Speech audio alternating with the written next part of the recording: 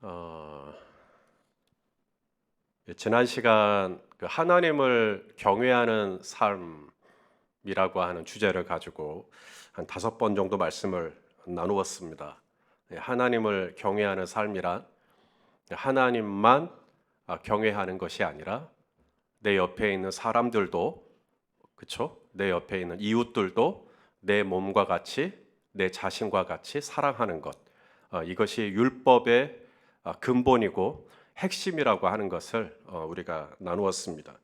우리 레위기 말씀을 한번 같이 보겠습니다. 레위기 19장 18절이요. 시작. 원수를 갚지 말며 동포를 원망하지 말며 내 이웃 사랑하기를 내 자신과 같이 사랑하라. 나는 여호와니라. 내 이웃을 어떻게 사랑해요? 내 자신과 같이 사랑하라. 우리는 보통 이런 말씀, 내 이웃을 내 몸과 같이 사랑하라, 이것은 신약에 있는 말씀이라고 생각을 해요. 물론 신약에도 나옵니다. 그런데 이게 구약에도 이미 나왔어요. 이미 하나님께서 언급을 하셨습니다. 내 이웃을 사랑해라. 네 자신과 같이, 네 몸과 같이 내 이웃을 사랑하라. 이것이 예수님이 처음 하신 말씀이 아니라 이미 하나님이 구약에서 하신 말씀이라는 겁니다. 그러니까 하나님은 우리가 위로는 하나님을 사랑하고 동시에 내 옆으로 이웃도 내가 나를 사랑하듯이 내 이웃을 사랑하는 것. 바로 이것이 하나님이 이스라엘에게 주신 법입니다. 법. 그렇게 해도 되고 안 해도 되는 게 아니라 그게 법이에요. 위로는 하나님을 사랑하고 옆으로는 이웃을 내 자신과 같이 사랑하는 것이 하나님이 이스라엘에게 주신 규례요, 법입니다. 당연한 거라는 거예요. 하나님을 사랑하는 것도 당연하죠 하고 내 이웃은 눈에 보여요, 안 보여요? 예, 내 이웃은 눈에 보이죠. 지금 여러분들 제 눈에 다 보인단 말입니다. 내 눈에 보이는 이웃들을 사랑하는 것도 당연한 하나님의 법이다. 우리가 출애굽기 21장을 보고 있는데요. 출애굽기 21장부터 23장까지는 이웃과의 관계입니다. 이전까지 하나님은 이스라엘 백성들에게 하나님을 경외하는 것이 무엇인지를 가르쳐 주셨어요. 하나님께서 시내산에 강림하실 때 그냥 조용히 강림하신 게 아니라, 그렇죠? 큰 흑암과 또 우레와 번개와 불꽃과 큰 지진과 이런 모습으로 강림하셨단 말이죠. 그러면서 하나님이 말씀하시기를 내가 이렇게 너희에게 임한 것은 너희가 나를 경외하도록 하기 위함이다 라고 말씀하셨어요. 그래서 하나님을 경외한다라는 것이 무엇인지를 우리에게 쭉 가르쳐 주셨는데, 그 연장선상에서 바로 출애굽기 21장부터는 이웃과의 관계, 이웃과 같이 살아가다 보면 여러 가지 일들이 생길 수 있죠. 여러 가지 일들이 생길 수 있는 상황에서 내가 구체적으로 어떻게 이웃을 사랑하는 것이 하나님을 경외하는 삶인 것인지를 쭉 설명을 하시는 것입니다. 신앙생활이라는 게 하나님하고 나만 좋으면 되는 게 아닙니다. 나하고 하나님하고 잘 지내는 것도 물론 중요하고 또 쉽지 않은 부분이지만 출애굽기 21장부터 23장까지는 이웃과의 관계예요. 옆에 있는 사람이랑 어떻게 지낼 것이냐. 하나님을 경외하는 것에 대한 출애굽기 20장 딱 한 장 얘기하고, 이웃과의 관계에서는 출애굽기 21장, 22장, 23장을 말씀하고 계십니다. 그만큼 이웃과 잘 지낸다라는 것이 쉽지 않다는 것을 이야기하기도 하겠거니와, 내가 하나님을 수직적으로 사랑하는 것만큼이나 내 이웃을 내 몸과 같이 사랑하는 것도 굉장히 율법에서 강조하고 있는 부분이라는 것을 알 수가 있습니다. 자, 오늘은 우리가 만날 수 있는 여러 이웃 중에 특별히 남종과 여종, 사회적인 약자죠. 사회적인 약자라 할 수 있는 남종과 여종에 대한 말씀을 먼저 시작을 하십니다. 이스라엘에는 두 종류의 종이 있어요. 하나는 이방인 종이 있습니다. 이방인 종. 그리고 또 하나는 히브리 종이 있습니다. 히브리 종은 같은 동족인데 종인 거죠. 자, 이방인 종은 어떤 종이냐? 전쟁을 해서 포로로 잡아온 종입니다. 그래서 이스라엘이 이겼어요. 그래가지고 이제 포로로 잡아와가지고 종으로 삼은 것이죠. 우리 여호수아 16장 10절 말씀을 한번 같이 보겠습니다. 시작. 그들이 게셀에 거주하는 가나안 족속을 쫓아내지 아니하였으므로 가나안 족속이 오늘까지 에브라임 가운데 거주하며 노역하는 종이 되니라. 가나안 족속과 이스라엘하고 싸웠는데 이스라엘이 이겼다는 거죠. 그래서 가나안 족속이 오늘까지 이스라엘에서 종이 됐다. 졌으니까요. 사실 원론적으로 보면 이것은 하나님의 뜻이 아닙니다. 하나님은 가나안 족속과 싸워서 그들을 종을 삼으라고 말씀하신 적이 없어요. 하나님은 가나안 족속을 다 그 땅에서 몰아내라고 하셨어요. 그들을 종으로 삼지 말고 다 몰아내라고 하셨어요. 우리 신명기 7장 16절 말씀 보겠습니다. 시작. 내 하나님 여호와께서 내게 넘겨주신 모든 민족을 네 눈이 긍휼히 여기지 말고 진멸하며 그들의 신을 섬기지 말라. 그것이 내게 올무가 되리라. 여러분, 화장실 가기 전과 후가 같아요, 달라요? 예, 되게 다르죠. 이스라엘이 가나안 땅에 들어가기 전에는 네, 알겠습니다, 다 몰아내겠습니다 해놓고 이제 하나님께서 붙이시니까 싸우는 족족 다 이긴단 말이죠. 근데 가나안 사람들이 몸이 좋아요, 안 좋아요? 아낙 자손들이 살고 있었다 그랬잖아요. 이스라엘 백성들이 볼 때 가나안 원주민들이 힘이 되게 좋단 말이죠. 신장도 크고 일을 잘하게 생겼거든요. 이들을 종으로 삼으면 꾀짭잘할 것 같은 거죠. 그러니까 쫓아내야 되는데 쫓아내기가 아까운 겁니다. 차라리 이들을 종으로 부려가지고 내 수족처럼 그렇게 나를 섬기도록 그렇게 해야 되겠다. 그래가지고 종으로 남겨놨다는 거예요. 결국 가나안 원주민들에게 영향을 받죠. 바알과 아세라와 아스타롯과 막 이런 여러 우상들을 섬기는 나라로 이스라엘이 변질되어 갑니다. 여호수아 23장 12절 13절이요. 읽어보겠습니다. 시작. 너희가 만일 돌아서서 너희 중에 남아있는 이 민족들을 가까이하여 더불어 혼인하며 서로 왕래하면 그들이 너희에게 올무가 되며 덫이 되며 너희 옆구리에 채찍이 되며 너희의 눈에 가시가 되어서 너희가 마침내 너희의 하나님 여호와께서 너희에게 주신 이 아름다운 땅에서 멸하게 될 거다.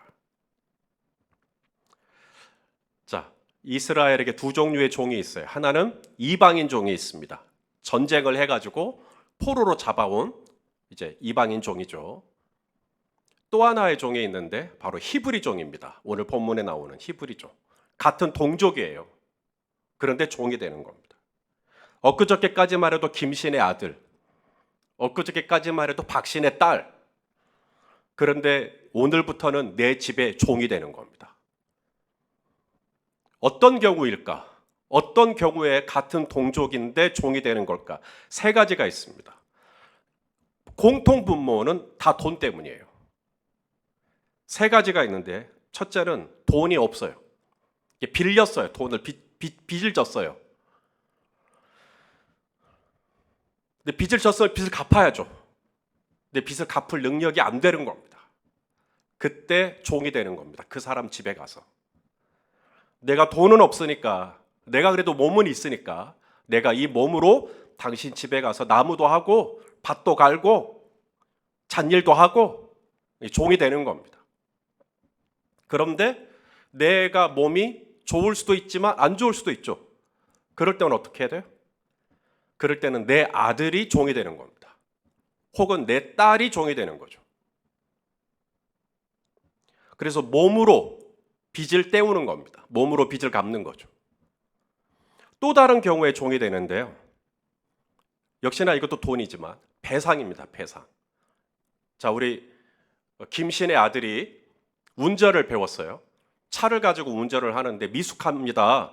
그래서 우리 집 담벼락을 다 무너뜨려 버렸어요. 그럼 배상을 요구할 수 있어요? 예. 다들 착하셔가지고 뭐 그 정도쯤이야 뭐. 예, 배상을 요구하는 겁니다. 그런데 배상을 할 능력도 안 돼요. 그러면 어떻게 해요? 또 종이 되는 겁니다. 그 빚을 다 갚을 때까지. 또 하나의 경우가 있는데 이스라엘에는 고엘이라고 하는 제도가 있습니다. 사회적인 제도.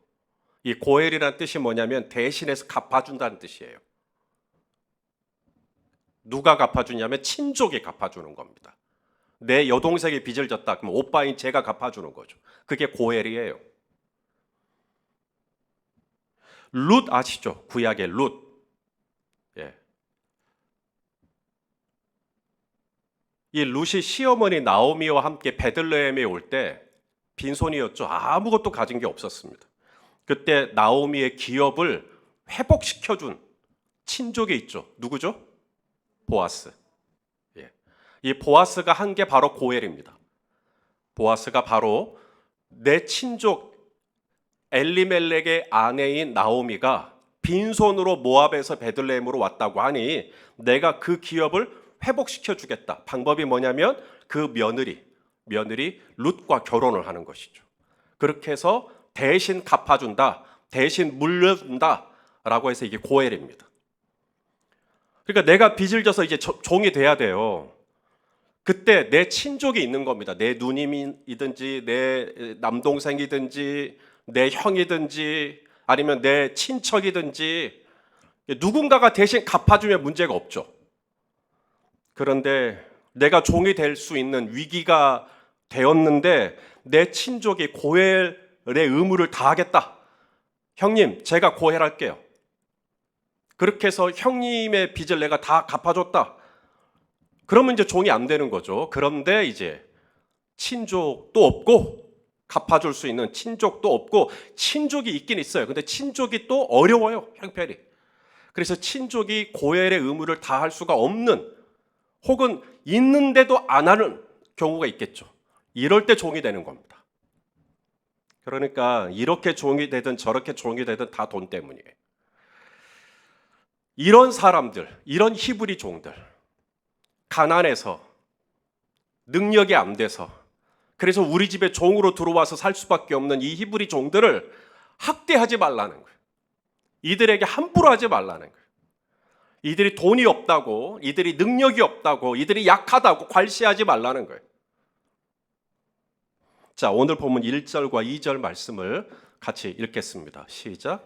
내가 백성 앞에 세울 법규는 이러하니라. 내가 히브리 종을 사면 그는 6해 동안 섬길 것이요 7째 해에는 몸값을 물지 않고 나가 자유인이 될 것이며. 자, 이게 하나님께서 이스라엘에게 주신 법규예요. 법이에요, 법.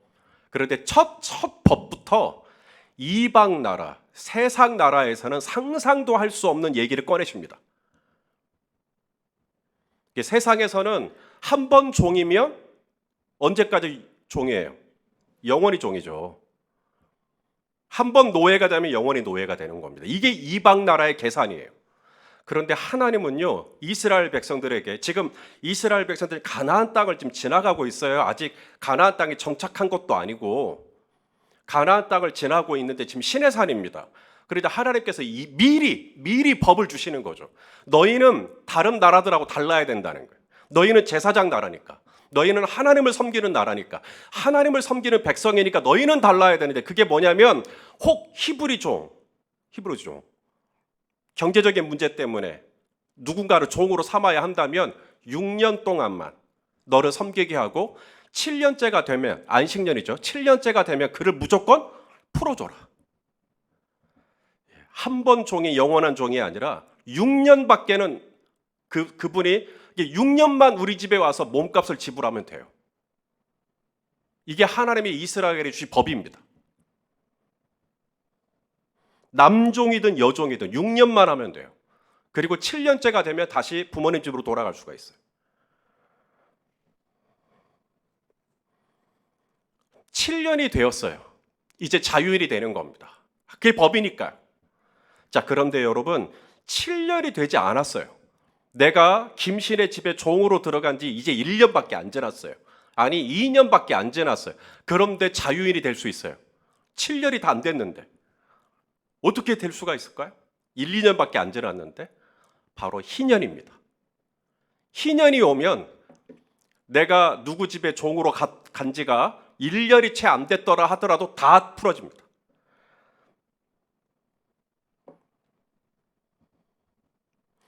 이스라엘에게는 두 종류의 종이 있다 그랬죠. 히브리 종이 있고 이방인 종이 있어요. 히브리 종은 7년째가 되면 7째 해가 되면 무조건 풀어줘야 돼요. 근데 이방인 종은 7년째가 돼도 계속해서 우리 집에 남아 있습니다. 그러나 이방인 종도 풀어지는 날이 있어요. 바로 희년입니다. 희년에는 모든 종들이 자유를 얻는 날이에요.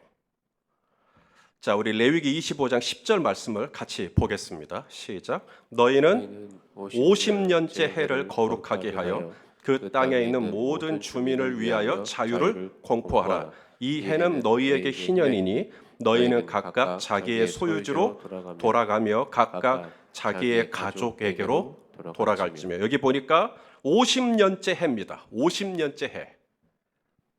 7째 해가 되면 안식년이 되는데 이 안식년을 곱하기 7이 완전수죠. 그러면 49년이 되는데 그 다음에 그게 50년째 해요. 그게 바로 희년이에요. 희년이 되면 이 희년이라는 말이 기쁠 희자예요. 주빌리, 요벨, 히브리어로는 요벨. 이게 탄성을 지르는, 함성을 지르는, 기쁨의 함성을 지르는 소리를 의미합니다. 요벨, 주벨레. 그래서 막 너무 좋아가지고 춤추는 거예요. 그 해를 선포하는 겁니다. 그래서 이때가 되면 그 땅에 있는 모든 주민을 위하여 자유를 공포하라. 그래서 히브리 종이든 이방인 종이든 다 자유인이 되는 날이에요. 이런 제도가 이방 나라에 어디에 있겠어요? 이런 제도가 세상에 어디에 있겠어요? 나에게 빚을 져서 우리 집에 종으로 삼았는데 그 사람 풀어주라는 거예요. 아직 7년이 되지도 않았는데 풀어주라는 거예요. 내가 전쟁을 했고 피 흘려 싸워서 얻어서 포로로 데려와서 종으로 삼았는데 50년째, 희년째가 되면 다 풀어주라는 거예요. 세상에 어느 법규가 이런 법규가 있어요? 오직 하나님이 이스라엘 백성들에게 주신 법규. 제일 먼저는 하나님을 경외할 것이고 그 다음 이웃과의 관계에서 제일 처음 언급하는 게 종에 대한 이야기인데 너희는 종들을 풀어주라는 거예요.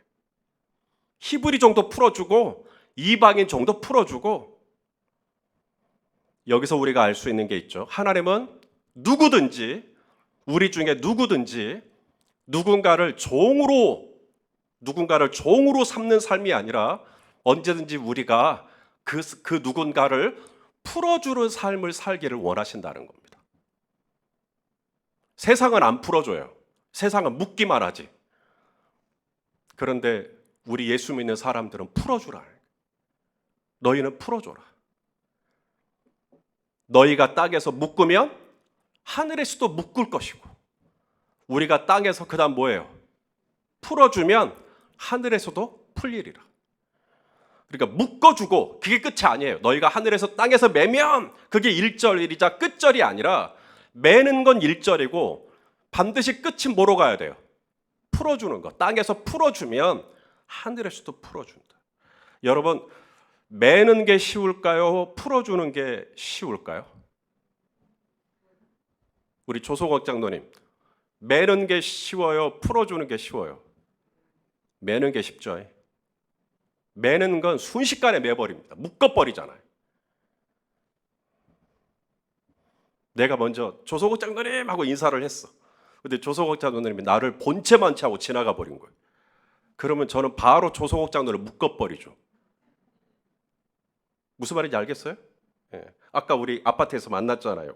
박 집사님. 그죠? 근데 박 집사님이 저를 딱 봤는데 본체 만체 이렇게 가면 저를 바로 묶어버리죠. 묶는 건 순식간에. 제가 우리 고강회 집사님한테 아침에 톡을 보냈어. 근데 답이 없네요. 그럼 바로 묶어버리죠. 아니 답이 오긴 왔어. 근데 끝에 웃는 게 표시가 없어요. 그 바로 묶어버리죠. 예. 그런 식이에요. 아무것도 아닌 것 같고 묶어버려. 묶는 건 순식간이에요. 근데 문제는 풀어주는 거. 묶는 건 1절이 됐으면 그 다음 절은 풀어줘야 돼요. 너희가 풀어줘라. 풀어줘라. 근데 이게 쉽지가 않죠. 묶는 건 너무 좋은데 묶는 건 너무 간편해요. 묶는 건 고민 안 해도 돼요. 그냥 묶어버리면 돼요. 조금만 마음 상한다고 바로 묶어버리면 돼요. 근데 풀어준다라는 게 쉽지가 않아요. 한 7년쯤 되면 풀어줄 수 있죠. 박경숙 장로님. 7년쯤 되면 다 풀어줄 수 있잖아요. 어지간한 건. 근데 7년이 돼도 여전히 안 풀려져요. 근데 성경은 말합니다. 풀어줘라. 풀어줘라. 히브리 종을 풀어줘라. 절대 이 세상의 법에서는 이야기하지 않는 부분입니다. 한 번 묶였으면 계속 묶는 거지 뭘. 그 사람이 나에게 빚을 다 갚을 때까지 묶는 거죠. 그 사람이 나에게 어떻게 했는데, 그 사람이 나한테 얼마나 큰 지금 빚을 졌는데, 목사님이 내가 그 사람한테 당한 빚을 목사님이 풀어주려고 하면 풀어줄 수 있겠냐고. 목사님이라면 그게 가능하겠냐고. 내가 어떻게 당했는데 7년이 되었다고 풀어주고 50년 희년이 되었다고 풀어주고. 성도 여러분, 이거 아무나 할 수 있는 거 아닙니다. 저 사실 오늘 설교 정말 준비하기 힘들었어요. 끙끙대면서 저 설교 준비했어요. 왜냐하면 힘드니까요. 묶는 건 정말 편하고 좋은데 풀어준다라는 게, 제가 이제 목회를 이제 한 18년 했단 말입니다. 목회를 하면서 제일 힘든 것 중에 하나가 푸는 거. 누군가를 풀어준다라는 거. 이게 정말 쉽지가 않구나. 6년을 우리 집에 와서 종으로 했어요. 6년이 돼서 그 사람이 나에게 빚진 것이 충분히 갚아졌다고 하면 문제가 없지만 아직도 남아있을 수 있죠, 그 빚이. 그런데도 풀어주는 것. 우리 집에 와서 종으로 있은 지 채 1년도 안 지났는데 희년이 돼가지고 갑자기 다 풀어줘야 돼요. 그런데 하나님은 이스라엘에게 이 이상한 법을 주시는 겁니다. 풀어줘라. 풀어줘라. 성도 여러분, 이제 진짜 중요한 메시지. 왜 하나님은 우리에게 땅에서 매기만 할 뿐만 아니라 땅에서 자꾸 풀어주라고 말씀하실까? 히브리 종을 풀어주고 이방인 종을 풀어주고 왜 자꾸 풀어주라고 말씀하실까? 하나님께서 갚아주실 것이기 때문에 그렇습니다. 죄송해요. 제가 목사라 설교할 때 정답만 얘기해요. 목사님은 그렇게 하실 수 있어요? 그러면 저도 사실 지금 자신 없어요. 근데 제가 정답은 알아요. 하나님께서 왜 우리에게 자꾸 풀어주라고 말씀하시는가? 하나님이 갚아주실 것이기 때문에 그래요. 우리가 누군가를 이제 묶었어요. 7년이 되었어요. 풀어줘야죠. 근데 풀어주고 싶지가 않은 거죠. 왜요? 내가 풀어주면 그게 나에게 이익이에요, 손해예요? 예? 손해라고 생각하니까 못 풀어주는 거예요. 내가 그 사람을 풀어주면 그 나만 손해라고 생각하는 거예요. 그 사람이 내게 어떻게 했는데 왜 나만 그 사람을 풀어줘야 된단 말인가? 그 사람이 내게 진 빚을 다 갚을 때까지, 내 마음이 다 누그러질 때까지 나는 절대 풀어주지 않을 거야. 그렇게 계속 묶어놓고 있고 계속 메고 있으면 여러분, 내가 어떻게 될까요? 내게 과연 유익할까요? 내가 그 사람을 풀어주는 것은 나에게 손해이기 때문에 내가 계속해서 고집부리고 계속 묶고 있으면, 그 관계를 묶고 있으면 과연 나에게 유익할 것인가? 내가 누군가를 묶고 안 놓아주는 것은 하나님이 나의 하나님이 되시는 것을 경험할 수 있는 소중한 기회를 어쩌면 놓치는 경우가 될 수도 있어요. 하나님 말씀대로 내가 풀어줬어요. 손해를 감수하고 히브리 종을 놓아줬어요. 아직 내 마음에 생채기가 남아있어요. 저녁에 잠이 들려고 하면 여전히 내 속에 부은이 올라오죠. 그런데도 풀어줬어요. 성도 여러분, 그때 이 일이 일어납니다. 내가 풀어줄 때 그 사람이 내게 빚진 빚들이 있는데 하나님께서 어떻게 갚아주시는가를 경험하기 시작해요. 이것은 제 이야기가 아니라 하나님의 약속입니다. 우리 레위기 25장 20절 21절 말씀 같이 보겠습니다. 시작. 만일 너희가 말하기를 우리가 만일 일곱째 해에 심지도 못하고 소출을 거두지도 못하면 우리가 무엇을 먹으리요 하겠으나 내가 명령하여 여섯째 해에 내 복을 너희에게 주어 그 소출이 3년 동안 쓰기에 족하게 하리라. 이게 무슨 말이냐면 이제 일곱째 해가 되면 안식년이에요. 안식년은 농부를 쉬게 해주는 해예요, 땅을 쉬게 해주는 해예요. 땅을 쉬게 해주는 겁니다. 1년 동안 땅에서 농사를 안 지어요. 그러면 하나님이 여섯째 해에 그 다음 해까지 먹을 수 있는 양식의 2배를 주시는 겁니다. 근데 희년이 되면 49년째에도 안식년이니까 쉬어야 되고 그 다음에는 또 희년이니까 50년째 2년 동안을 농사를 못 지어요. 그런데 하나님이 여섯째 해가 되면 희년이 오기 전에 여섯째 해가 되면 몇 년치를 주시겠다고요? 3년치를 주시겠다고 말씀하시는 겁니다. 하나님이 책임져 주겠다는 거예요. 내가 풀어주면 안 돼. 히브리 종이 있어야 돼. 이방인 종이 있어야 돼. 그래야 내가 먹고 살지. 그래도 내가 풀어주는 거죠. 그런데 하나님께서 놀랍게 내 소출의 3배를 허락하여 주셔서 넉넉히 안식할 수 있도록 해주시겠다.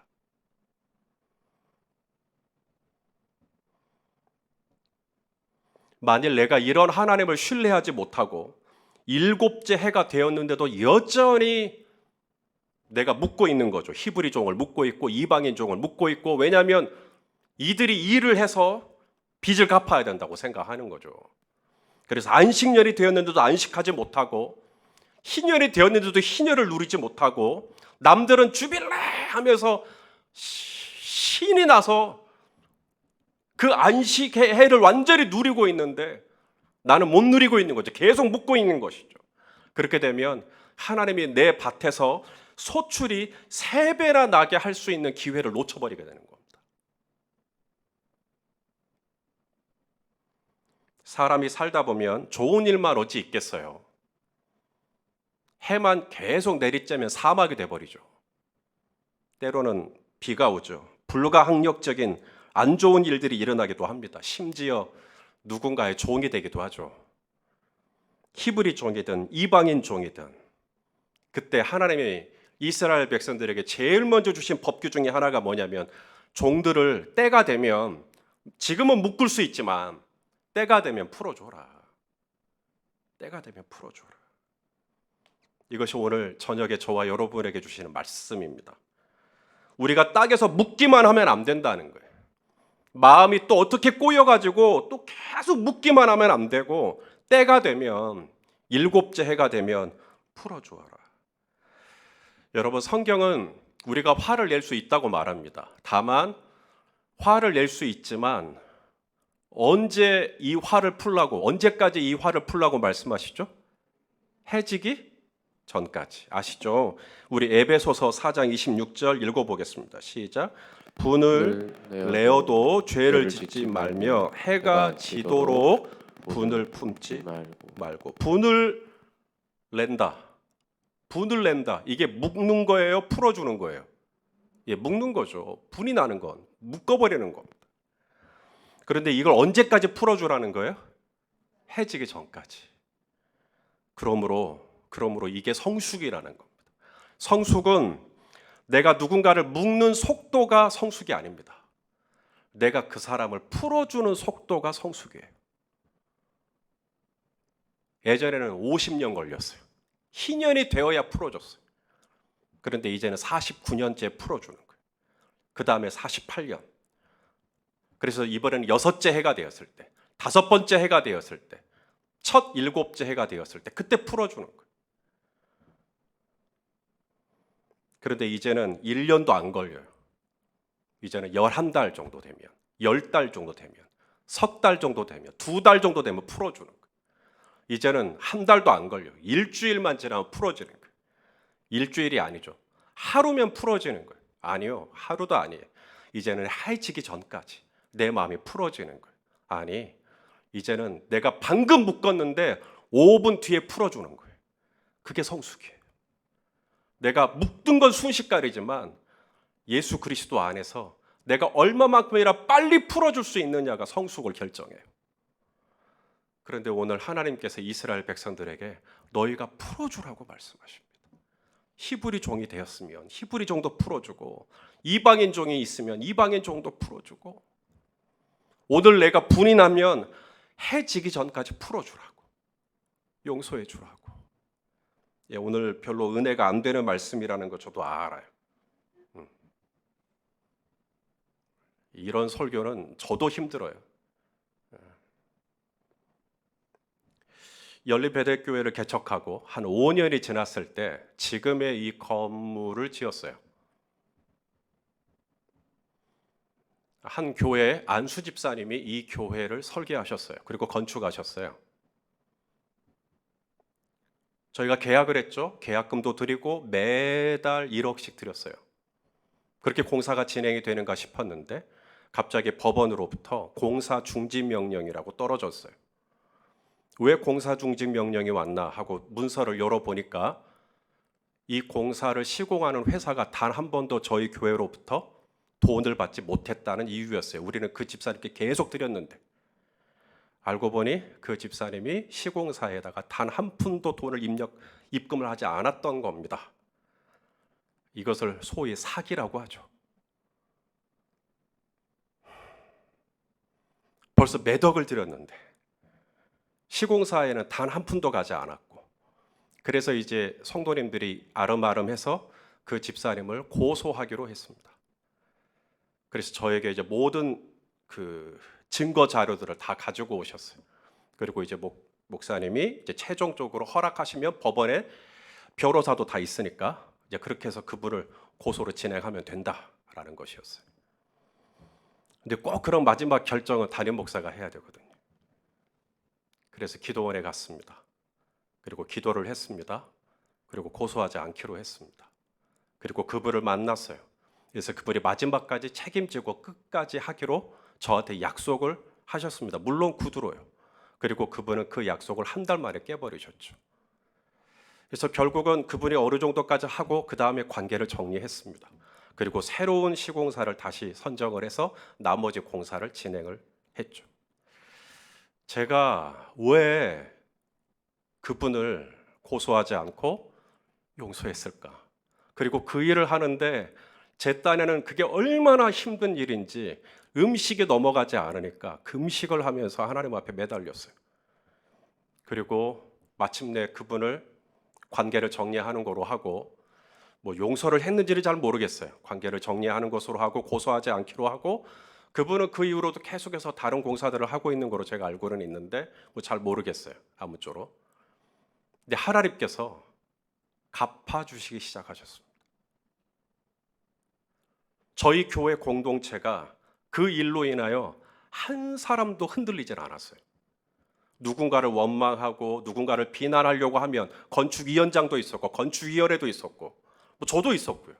그런데 단 한 사람도 이 일을 두고 누구를 서로 비난하거나 탓하거나 손가락질을 하거나 뭐 교회가 흔들리지를 않았고 오히려 더 서로 안타까워하면서 더 교회가 기도하고 하나가 됐어요.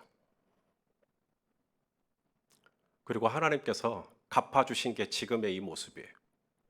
이 교회를 내가 어떻게 축복하는가 봐라. 예, 알겠습니다. 그때는 뭐 아무것도 없었죠. 그러나 하나님은 저희 공동체를 축복하시고 계속해서 성도님들을 보내주시는 거예요. 심지어 이 공사가 다 안 됐는데도 새신자들이 계속 왔어요. 그것이 하나님이 갚아주시는 방법이었어요. 하나님은 돈을 주시는 게 아니라 사람을 주시더라고요. 성도 여러분, 7년이 돼서 풀어주고 50년이 돼서 풀어주고 말이 그렇지 50년째 되면 어지간하면 다 풀지 않을까요? 천만의 만만의 말씀 50년째가 아니라 숲이 꼴딱 넘어가는 순간에도 계속해서 묻고 있을 수 있어요. 오직 하나님의 은혜를 주셔야 내가 매기도 했다가 이게 풀어지기도 하는 것인데 하나님은 하나님의 백성에게만 주신 법규가 있어요. 너희가 매기만 하지 말고 풀어줘라. 자꾸 풀어줘라. 내 배우자도 풀어주고 내 자녀들도 풀어주고 저는 우리 성도님들을 풀어주고 우리 성도님들도 저를 좀 풀어주시고 그렇게 서로가 풀어주는 것이죠.